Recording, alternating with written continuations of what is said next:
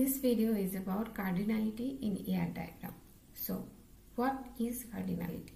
Cardinality হচ্ছে একটা এন্টিটির কয়টা রো বা ইনস্ট্যান্স অন্য একটা এন্টিটির কয়টা রো এর সাথে অ্যাসোসিয়েটেড আছে সেই রিলেশনটাই হচ্ছে কি কার্ডিনালিটি। তো আমি এটা যদি একটা উদাহরণ দিয়ে বোঝানোর চেষ্টা করি তাহলে আমার কাছে এখানে দুইটা এন্টিটি আছে, একটা হচ্ছে স্টুডেন্ট আর একটা হচ্ছে কি কোর্স। তো আমরা যদি ধরে নিই যে স্টুডেন্টের দুইটা রো এবং কোর্সের একটা রো হচ্ছে কি অ্যাসোসিয়েটেড আছে, ওর স্টুডেন্টের একটা রো আর কোর্সের দুইটা রো হচ্ছে কি অ্যাসোসিয়েটেড আছে।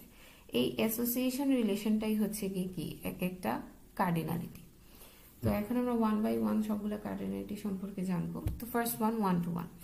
তো এটার জন্য আমি যদি দুইটা টেবিল নেই, একটা হচ্ছে কি সিটিজেন টেবিল আর একটা হচ্ছে কি এনআইডি টেবিল।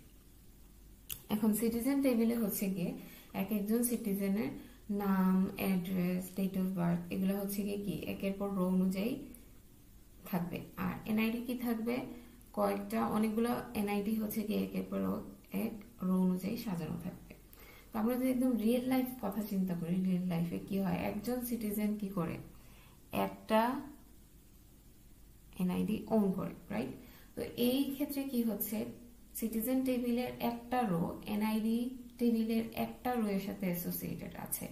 যখনই এরকম সিচুয়েশন থাকবে তার মানে হচ্ছে কি ওইটা একটা 1 to 1 কার্ডিনালিটি। আচ্ছা, এরপরে হচ্ছে কি 1 to many। আচ্ছা, 1 to many এখানে যদি আমি দুইটা টেবিল নিই, একটা হচ্ছে কি ডিপার্টমেন্ট আর একটা হচ্ছে কি স্টুডেন্টস। তো ডিপার্টমেন্ট টেবিলে হচ্ছে কি কয়েকটা ডিপার্টমেন্টের নাম থাকবে, তাই না? Like CSC, ত্রিপলি, civil, architecture, English, ল এরকম। আর স্টুডেন্টস টেবিলে হচ্ছে কি থাকবে, অনেকগুলো হচ্ছে কি স্টুডেন্টস এর আইডি, ইনফরমেশন, এভরিথিং থাকবে। তো আমরা যদি একদম আগে বলছি রিয়েল লাইফ যদি চিন্তা করি, একটা ডিপার্টমেন্টে অনেকগুলো স্টুডেন্ট থাকে, তাই উই নো দ্যাট। তো এখানে এই ডিপার্টমেন্ট টেবিলের একটা রো এর সাথে স্টুডেন্ট টেবিলের অনেকগুলো রোয়ে কি অ্যাসোসিয়েশন থাকবে, কারণ ওইখানে ওই ডিপার্টমেন্টের আন্ডারে তো হচ্ছে এই স্টুডেন্ট গুলো আছে, আর স্টুডেন্ট তো একটা থাকে না একটা ডিপার্টমেন্টে, তাই না? তো এই ক্ষেত্রে কি হচ্ছে, একটা ডিপার্টমেন্ট হ্যাজ অনেকগুলা স্টুডেন্টস, তাই না? তো এই ক্ষেত্রে যখন এই ধরনের সিচুয়েশন আসবে যে একটা রো এর সাথে অনেকগুলা অন্য একটা টেবিলের অনেকগুলা রো এর অ্যাসোসিয়েশন থাকে, ওইটা কি 1 to many, 1 many। আচ্ছা, এরপরে হচ্ছে কি many to 1। এটার জন্য যদি আমি দুইটা টেবিল নিই, একটা হচ্ছে গিয়ে এমপ্লয়ি আর একটা হচ্ছে গিয়ে ম্যানেজার।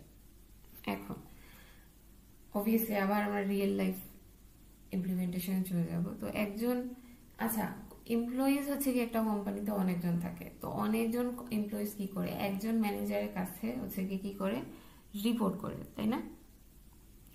তো এখানে এমপ্লয়ি টেবিলের অনেকগুলা রো, মানে প্রত্যেকটা রো এক একজন এমপ্লয়িকে যদি আমি চিন্তা করি তাহলে অনেকজন এমপ্লয়ি বা অনেকগুলা রো। ম্যানেজার নামের যে টেবিল আছে ওইখানে যতজন ম্যানেজারের নাম লেখা আছে, এখান থেকে একজন ম্যানেজারের কাছে তারা কি করতেছে, অনেকজন এমপ্লয়ি একজন ম্যানেজারের কাছে রিপোর্ট করতেছে, মানে একটা রোতে। তাহলে এখানে কি হইতেছে, এমপ্লয়ি টেবিলের অনেকজন বা অনেকটা রো, অনেকজন এমপ্লয়ি ম্যানেজার টেবিলের একজন ম্যানেজার বা একটা রো এর সাথে অ্যাসোসিয়েটেড আছে বা রিপোর্ট করতেছে। এই ধরনের রিলেশনটা কি মেনি টু 1। আচ্ছা, তারপরটা হচ্ছে মেনি টু মেনি। এখানের জন্য যদি আমরা টেবিল নেই, একটা হচ্ছে স্টুডেন্ট আর একটা হচ্ছে কোর্স। আচ্ছা, তো আমরা আবার রিয়েল লাইফ কথায় চলে আসি যে অনেকজন স্টুডেন্ট কি করে অনেক ধরনের কোর্স নেয়। যেমন হচ্ছে গিয়ে ক্লাসে কি হচ্ছে অনেকজন স্টুডেন্ট আছে, তাই না? 45 জন, 100 জন, যতজন হয় না কেন, ওনারা কি করতেছে প্রত্যেকজন আবার ডিফারেন্ট কোর্স নিতেছে। তো স্টুডেন্ট টেবিলের অনেকগুলা রো হচ্ছে আবার কোর্স টেবিলের অনেকগুলো রো এর সাথে অ্যাসোসিয়েটেড থাকে। ফর এক্সাম্পল, আমার ক্লাসের 35 স্টুডেন্টস হচ্ছে গিয়ে আবার অ্যাকর্ডিংলি হচ্ছে গিয়ে চারটা করে কোর্সে যদি অ্যাসোসিয়েটেড থাকে, তাইলে কি হচ্ছে স্টুডেন্ট টেবিলের অনেকগুলো রো কোর্স টেবিলের অনেকগুলো রোয়ের সাথে অ্যাসোসিয়েটেড আছে। কি করতেছে এনরোলড আছে, এখানে কি হচ্ছে মেনি টু মেনি, এই রিলেশনশিপটা এক্সিস্ট করতেছে।